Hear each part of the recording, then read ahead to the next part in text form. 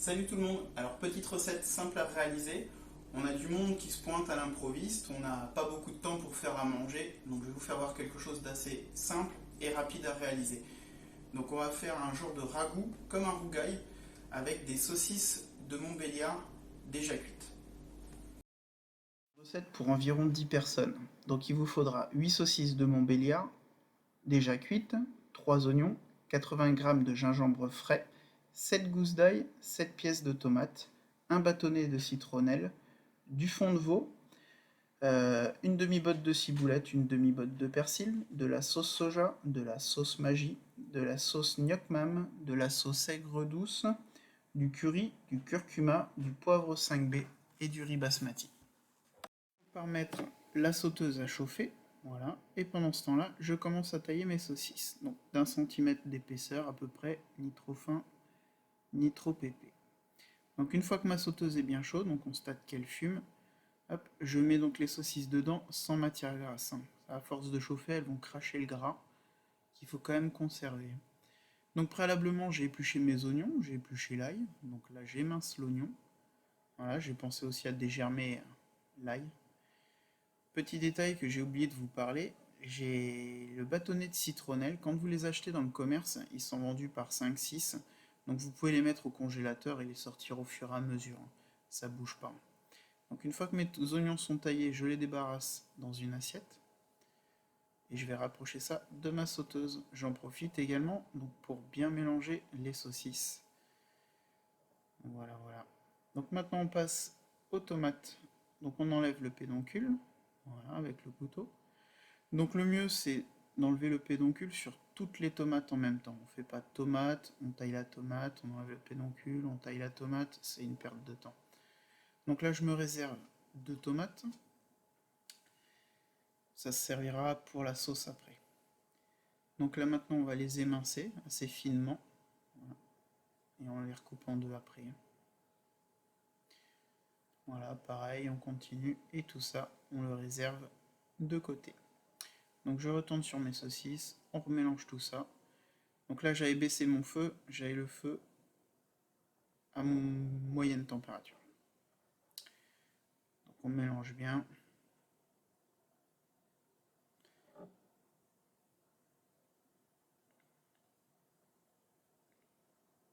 Maintenant, on va pouvoir y rajouter les bâtonnets de citronnelle, les oignons. Donc on va tout bien laisser caraméliser. Donc pareil, on mélange bien. Pour les plus doués, vous faites sauter. Pour les moins doués, une spatule, ça ira très bien aussi, ça fait l'affaire. Pendant ce temps-là, je retourne à mes épluchures. Donc j'épluche le gingembre. Donc je garde bien les épluchures, elles vont me servir pour parfumer l'eau du riz. Voilà. Alors, maintenant que j'ai mon épluchure, on va prendre un sachet de thé, voilà, pour faire les infusions. Donc ça c'est le petit astuce, c'est la petite astuce. Voilà, c'est pour éviter donc déjà de jeter les pots de gingembre parce que c'est très parfumé.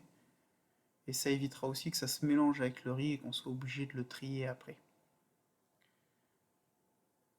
Donc là, j'ai prévu 50 g de gingembre. Hop, et une demi-gousse d'ail écrasée. Je ferme mon sachet et je le plonge dans l'eau. Donc pas totalement pour pas que le gingembre à l'intérieur sorte de la poche. J'y rajoute un bouillon cube de volaille. Donc maintenant, dans mon petit ragoût, j'y rajoute les tomates que j'ai coupées. On va y mettre également du curry, donc une cuillère à café.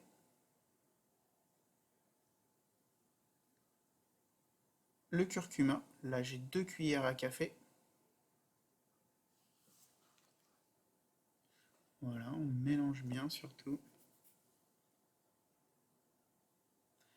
Et maintenant on va râper l'ail. Donc là j'ai prévu 5 gousses d'ail et les 50 g de gingembre. Voilà, donc vous faites attention aux doigts. Donc soit vous la râpez, soit vous le hachez au couteau. Voilà, hachez assez fin ou mixer. Si vous avez un petit mixeur, vous mettez ça dans votre mixeur. Pareil pour le gingembre, hein, que ce soit hacher assez fin. Voilà, donc le mieux c'est la râpe, hein. Si vous en avez pas, bon, faut couper ça en petits morceaux avec un couteau, comme si vous faisiez de l'ail haché. Donc là on peut constater qu'il y a la salière juste à côté, je m'en suis pas du tout servi durant la recette. Vous allez voir qu'on va utiliser toutes les sauces pour ça après.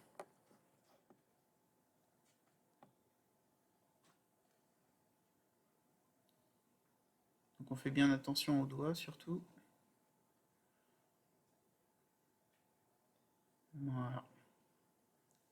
Donc on tape bien la râpe, hop, pour retirer l'excédent. Donc là je mélange bien le tout. Je baisse mon feu. Donc là je me suis mis à feu très doux. Voilà. Maintenant j'y rajoute un petit peu de poivre 5B. Donc j'ai l'air d'en mettre beaucoup comme ça, mais le moulin ne met pas beaucoup de poivre à l'intérieur. Il est un peu galère celui-là. Donc faut faire en fonction de votre moulin. Et maintenant on va laisser mijoter pendant 10 minutes à couvert. Donc on continue pour la préparation de la sauce. Donc on utilise les 2 tomates. Donc on va les couper dans la largeur, le plus fin possible, il ne faut pas que ce soit trop épais. Donc pour ça, il faut vraiment un couteau qui coupe très bien. Si on utilise un couteau à steak, on va déchiqueter la peau de la tomate, on va écraser la tomate et on obtiendra plus de jus que de morceaux. Donc on fait très attention aux doigts, on y va délicatement. Et on les coupe en petits cubes. Voilà, un petit concassé de tomates. Donc une fois qu'on a tout coupé, voilà, on peut tout débarrasser dans un saladier. Donc maintenant on va hacher l'ail, donc je le coupe très fin. On peut également lâcher au couteau comme ceci. Voilà, mais il faut impérativement que ce soit haché très fin. Comme ça va être une sauce froide avec des condiments crus. Si l'ail était haché trop épais, ce serait vraiment très désagréable en bouche. Donc on fait également la même chose avec l'oignon, le plus fin possible, ce qui s'appelle un oignon ciselé.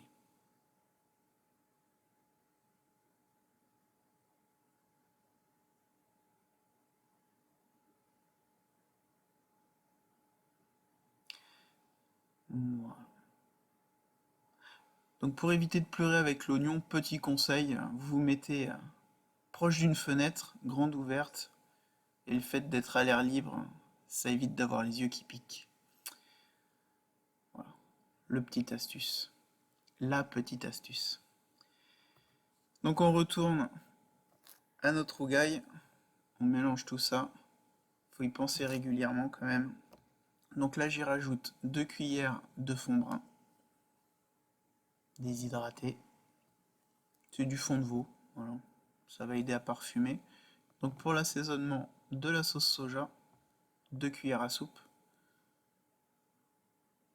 Voilà, donc c'est pour ça que ça ne sert à rien de saler le plat, parce qu'on y rajoute les sauces qui sont déjà très salées. Donc là pareil, 2 cuillères à soupe de sauce Maggi.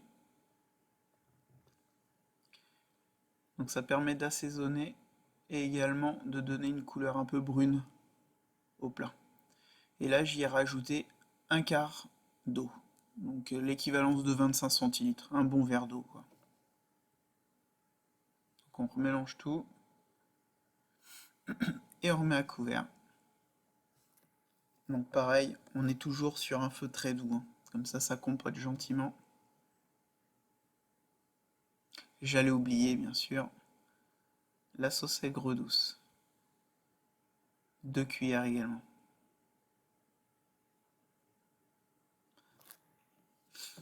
Voilà, la sauce aigre douce, comme elle est légèrement sucrée, ça évitera l'acidité de la tomate. Voilà, le sucre de la sauce va casser l'acidité.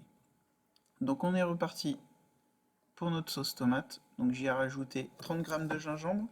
Maintenant on est sur une louche d'huile d'olive, 2 cuillères à sauce, 2 cuillères à soupe pardon, de sauce Maggi. Voilà, toujours 2 cuillères de sauce soja.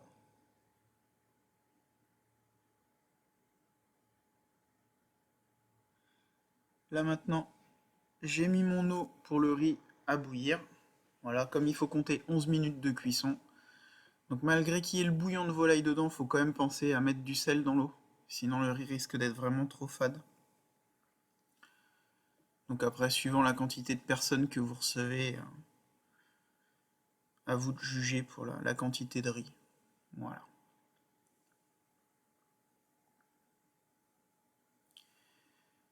Donc ça, une fois qu'on a mis le riz dans l'eau, on pense bien, on rebaisse le feu, voilà, sinon ça peut vite cramer dessous.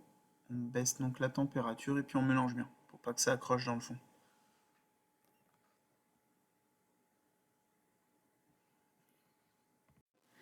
Donc on retourne sur notre sauce tomate. Donc j'y rajoute 2 cuillères de sauce gnoc mam.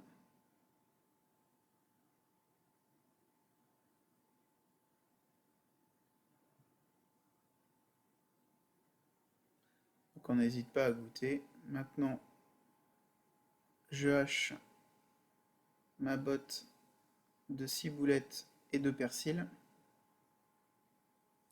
Donc pareil, hein, haché très fin. Et après, on mélange tout dedans.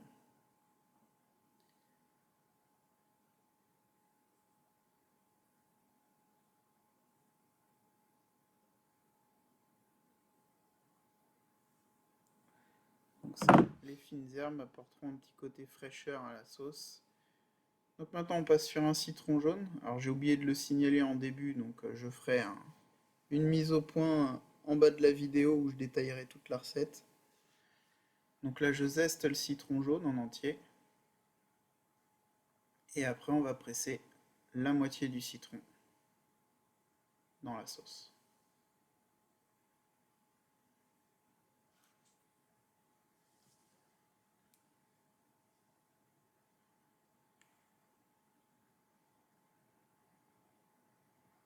Voilà. Comme ça apportera du peps à notre plat.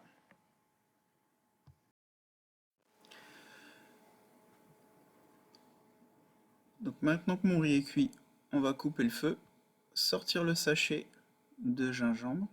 Voilà, donc on le presse bien pour bien égoutter, éviter d'en mettre partout. C'est pareil, sous le rougail, on peut couper le feu. Donc bien évidemment, on va pas appeler ça un rougail parce que ce ne sont pas des saucisses de la Réunion. Donc je remélange bien tout ça et je réserve. Maintenant, je passe au dressage. Donc je me suis prévu une petite feuille de bananier dans laquelle j'ai mis mon riz. Voilà. Par-dessus, j'y dresse les saucisses. Alors bien évidemment, quand on reçoit du monde, on s'amuse pas à dresser comme ça chaque assiette comme au restaurant. On met ça dans des saladiers différents et chacun se sert comme il l'entend. C'est beaucoup plus convivial.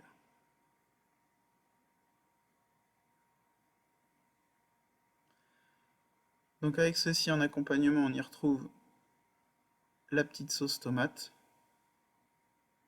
voilà, qui est très fraîche avec cette saucisse bien chaude. Et je complète avec un petit peu de jeunes pousses de salade, quelques fines herbes pour parfumer le plat.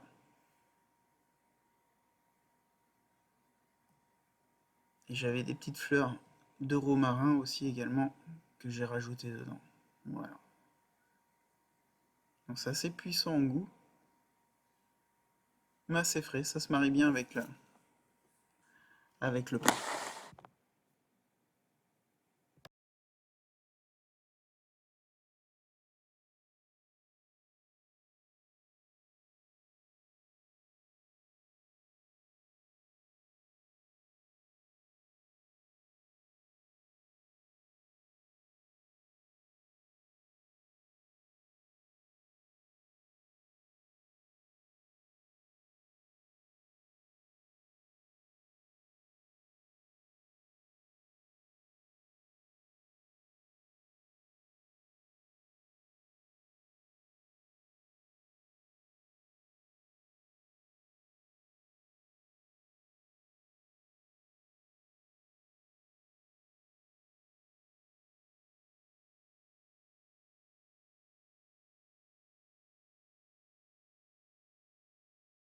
Voilà, donc la vidéo touche à sa fin. Il m'aura fallu moins d'une heure pour réaliser cette recette. Donc j'espère qu'elle vous aura plu. Si vous la testez, dites-le moi en commentaire. Voilà. N'hésitez pas à partager, à vous abonner si c'est pas fait, à liker aussi, ça me fera très plaisir. Et voilà, donc je vous souhaite un bon appétit. Si vous avez des défis à me lancer, ben pourquoi pas, je suis preneur. Et puis ben, je vous dis à très vite pour une prochaine vidéo. Allez, ciao!